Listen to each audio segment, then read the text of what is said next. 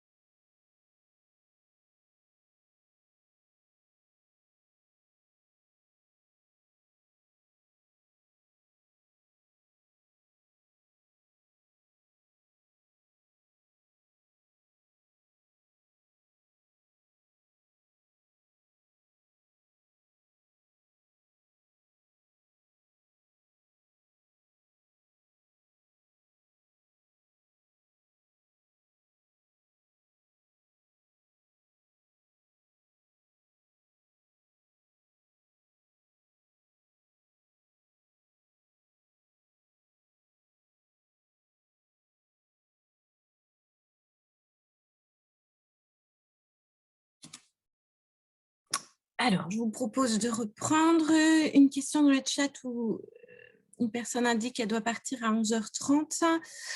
Donc, la session Zoom est enregistrée. Donc, je transmettrai l'enregistrement pour celles et ceux qui doivent nous quitter. Vous pourrez avoir la suite via l'enregistrement.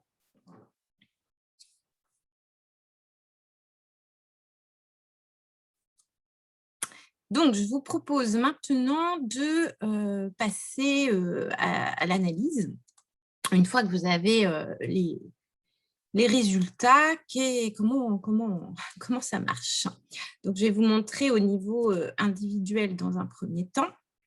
Et puis, nous verrons comment ça fonctionne au niveau des classes. Donc, comme je vous le disais, c'est un questionnaire qui a été validé scientifiquement et notamment, nous avons ce qu'on appelle réaliser des étalonnages. Alors, qu'est-ce qu'un étalonnage? On compare la réponse de l'élève aux réponses de tous les élèves qui ont passé le questionnaire en amont lors de la phase de validation, de validation du questionnaire. Donc ici, les résultats qui seront donnés sont étalonnés. Étalonnés en 5 classes, comme vous le voyez dans le tableau, classe 1 à 5. Donc, un score de 1 est considéré comme très faible, un score de 2 faible, un score de 3 moyen, un score de 4 élevé et un score de 5 très élevé. Plus le score est élevé, donc dans la zone 5, plus le risque de décrochage est important. Alors, il n'y aura pas de score global, c'est vraiment des scores par dimension. Mais évidemment, plus vous allez avoir des dimensions qui vont apparaître dans la dimension très élevée, plus le risque va être important. Donc, Voilà, il s'agit à la fois de voir pour un élève les dimensions qui apparaissent dans la zone 4 ou 5, mais aussi de voir les dimensions qui apparaissent dans la zone de 1 à 2, parce que ça veut dire que ce sont des ressources au niveau de l'élève, ce sont des points sur lesquels on peut s'appuyer. Donc ici, je vous montre l'exemple d'une jeune fille réelle. Donc, ce sont ses résultats. Elle a passé le questionnaire et ce sont les résultats qui apparaissent pour cette jeune fille. Et je vais vous proposer l'analyse au fur et à mesure pour vous montrer ce que ça peut donner. Dans le rapport, tout est écrit, c'est-à-dire que chaque dimension, chaque facteur, chaque sous-dimension est bien reprise avec le score et comment on peut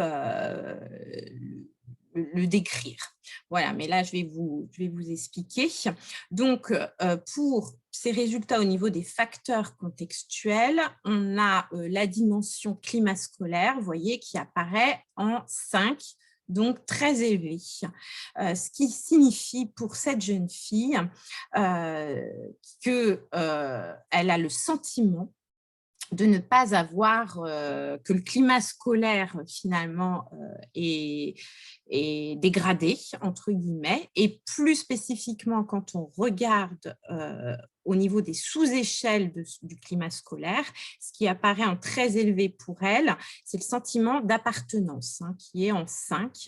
Donc au niveau du climat scolaire, elle a le sentiment de ne pas avoir sa place au sein de l'établissement. Voilà, le climat scolaire, c'est vraiment l'appréciation qu'ont les élèves de leur expérience de vie dans l'établissement. Alors, je regarde s'il y a des messages. Pardon. Donc ensuite, les relations avec les autres adultes, si vous regardez, elle a aussi une note de 5, très élevée pour les relations avec les autres adultes. Et pour cette dimension-là, on a 6 sous-échelles: soutien à l'autonomie, respect, attente élevée, écoute, orientation enseignant, orientation et parents. Donc, au niveau de l'échelle relations avec les autres adultes, c'est vraiment les relations avec les enseignants et les parents. Plus le score est élevé, moins les élèves se sentent soutenus, respectés, en confiance et ont l'impression aussi que les enseignants ne sont pas intéressés, ou les parents, par leur avenir scolaire et professionnel. Et ici, cette jeune fille, ce qu'on voit, pareil, elle a un score 5, c'est qu'elle ne se sent pas soutenue par les enseignants de manière générale, et en particulier, quand on regarde les sous-dimensions, c'est au niveau de l'autonomie. Elle ne se sent pas autonome ni respectée.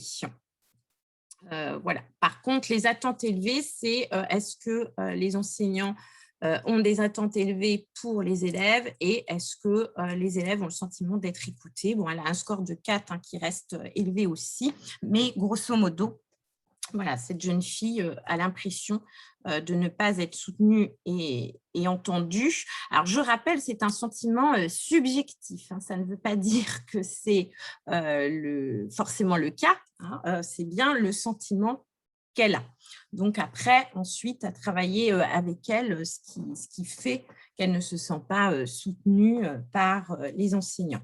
Par contre, quand on regarde plus précisément avec ses parents, orientation et parents, là, le dialogue semble plus facile avec ses parents. Elle a le sentiment entendu par sa famille pour ce qui a trait de son avenir scolaire et professionnel. Enfin, autre dimension dans ces facteurs contextuels, c'est ce qui apparaît en bleu foncé toujours, c'est la perception de sa place dans le groupe restreint.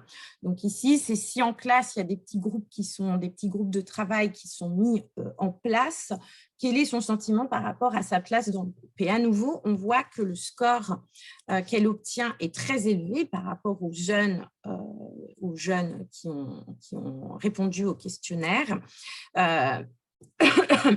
Et voilà, est-ce qu'elle a le sentiment d'appartenir au groupe quand des travaux de groupe sont mis en place? Plus le score est élevé, moins…